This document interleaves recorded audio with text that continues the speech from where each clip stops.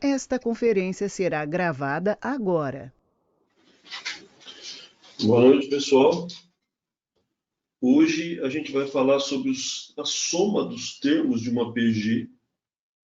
É importante saber que a gente tem dois tipos de soma: a soma dos termos da PG finita e a soma dos termos da PG infinita. É possível somar termos de uma PG infinita. Aliás, é possível somar termos de algumas determinadas PGs infinitas. A gente vai ver aqui hoje.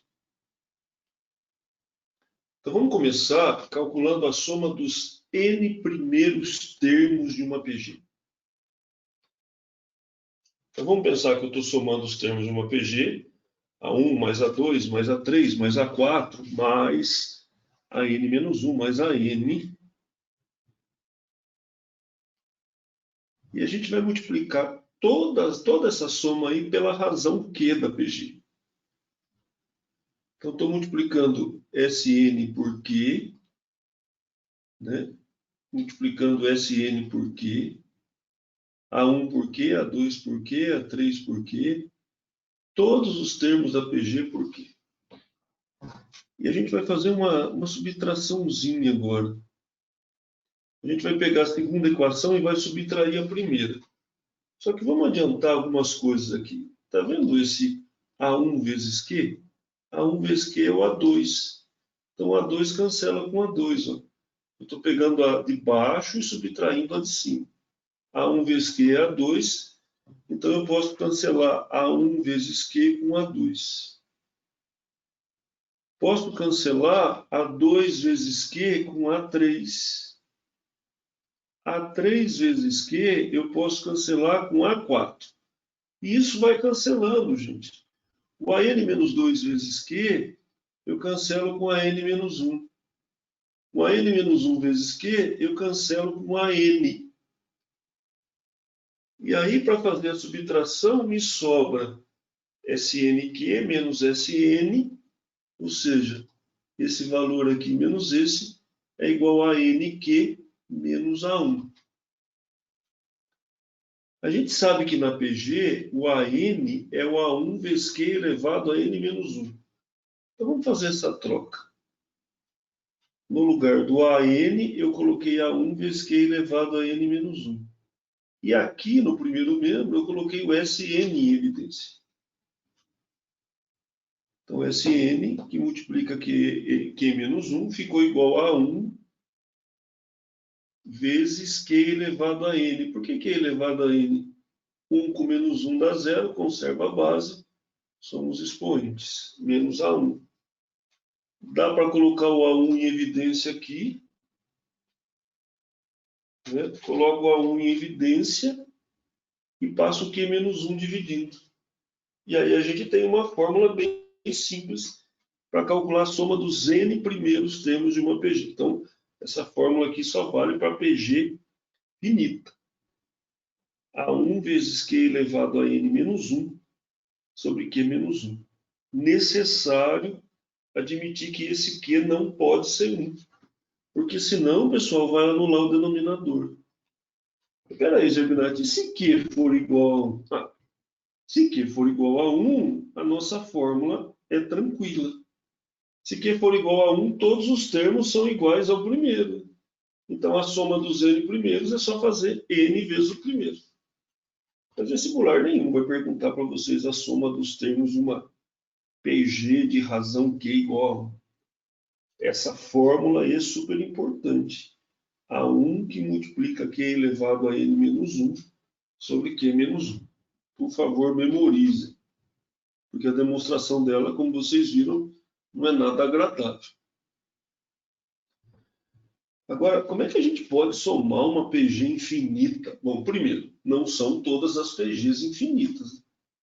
Para você conseguir somar uma PG infinita, ela tem que ter razão variando de menos 1 até 1. Você só consegue somar se a razão variar de menos 1 até 1. Observe. Essa PG aqui é uma PG desse tipo, ela tem razão meio.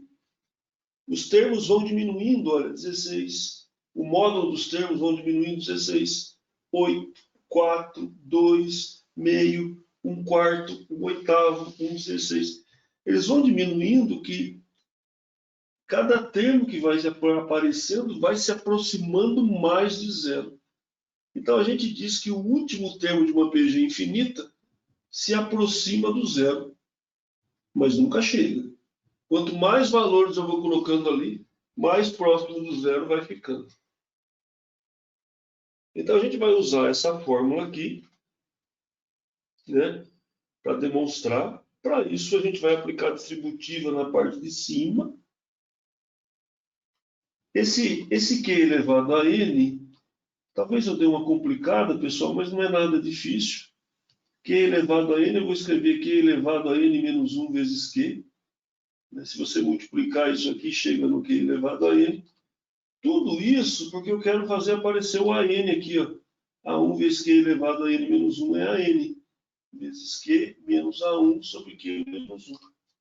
Quando esse N tender ao infinito, o AN tende a zero. Então, quando a gente pensar nos infinitos termos, esse AN tende a zero. E aí você chega nessa forma. A soma dos infinitos termos de uma PG é A1 sobre 1 menos Q. Gente, nós temos duas formas. Uma fórmula para somar uma PG finita e uma outra fórmula para somar PG infinita. Na verdade, esse valor aqui é o valor para o qual a soma se aproxima. É um limite da soma. A soma fica cada vez mais próxima desse valor, mas nunca ultrapassa. Então, é possível somar PG infinita, que tem razão variando de menos 1 até 1. Vamos fazer exercício agora. A gente vai para o primeiro problema. Considere a função real definida por 2 elevado a menos x. Qual o valor da expressão f de 0, f de 1, f de 2 até f de 100? Então vamos colocar 0, 1, 2, 3, 4 até 100 no lugar do x. Já que é isso uma função, 2 elevado a 0, 2 elevado a 1, 2 elevado a 2 até 2 elevado a 100. Isso aqui, gente, claramente é uma PG de razão 2 elevado a menos 1, porque 2 elevado a 0 é 1, 2 elevado a menos 1, 2 elevado a menos 1 vezes 2 elevado a menos 1 dá 2 elevado a menos 2, e assim isso vai se sucedendo. Para fazer essa soma, a gente usa a fórmula. Sn é A1, quem que é o A1? 2 elevado a 0 vezes Q, 2 elevado a menos 1, elevado a N, 101 termos. Aqui a gente tem 101 parcelas, claro, do 0 até 100 vai ter 101, menos 1 sobre Q menos 1. A1 vezes Q elevado a N menos 1 sobre Q menos 1. A primeira fórmula que eu mostrei para vocês na tela passada. Fazendo a conta, todo número elevado a 0 dá 1, 2 elevado a menos 101 menos 1. 2 elevado a menos 1 é meio, menos 1 menos meio. Esse menos meio vem multiplicando e a gente chega em 2 menos 2 elevado a menos 100. Resposta E. O próximo exercício, também de função, ele quer a soma das áreas desses infinitos retângulos. A área desse primeiro retângulo é 1 vezes F1. Portanto, a área desse retângulo aqui é F1. A área desse segundo retângulo é 1 vezes F2. Do terceiro, 1 vezes F3. Do quarto, 1 vezes F4. 1 vezes F5 e assim por diante. Então, a soma das áreas é F1 mais F2 mais F3 mais F4 mais F5. Se a gente calcular a soma dessas áreas, vai ser A1 mais A2 mais A3 mais A4. Quem que é A1? A1 é F1. Quem que é A2? F2. Quem que é A3? F3. Então, é só a gente substituir. O A1 é F1. 2 elevado a 1 dá 2. 16 por 2 dá 8. O A2 é F2. 2 ao quadrado dá 4. 16 por 4 dá 4. O A3 é F3. 2 ao cubo dá 8. 16 por 8 dá 2. E assim por diante. A gente tem uma PG infinita de razão meio e primeiro termo A1. Como que calcula a soma dos termos da PG infinita? É A1 sobre 1 menos a razão. Então, o A1 vai ser 8 sobre 1 menos a razão, que é meio. Dá para ver que a razão é meio. Então, fica 8 dividido por meio, que é 16. Opção A. Próximo exercício, o último exercício. Se infinitos quadrados cujas áreas formam uma progressão geométrica decrescente de razão Q pudessem ser empilhados, como mostra a figura, e o quadrado da base tivesse uma área de 1 metro quadrado, calcule a altura da pilha. Bom, se a área desse quadrado é 1, o lado dele é 1. Se a área desse quadrado é Q, o lado dele é raiz de Q. Se o lado desse quadrado é Q quadrado, o lado dele é a raiz de Q quadrado, que é Q. E para achar o lado, a gente vai achando as raízes das áreas. Aí você nota que a altura dessa pilha vai ser a soma dos lados. E essa soma dos lados é exatamente uma PG de razão raiz de Q. Uma PG infinita. Então, isso é A1 sobre 1 menos a razão. A gente vai racionalizar o denominador e chegar nesse resultado aqui. Letra D é a resposta correta.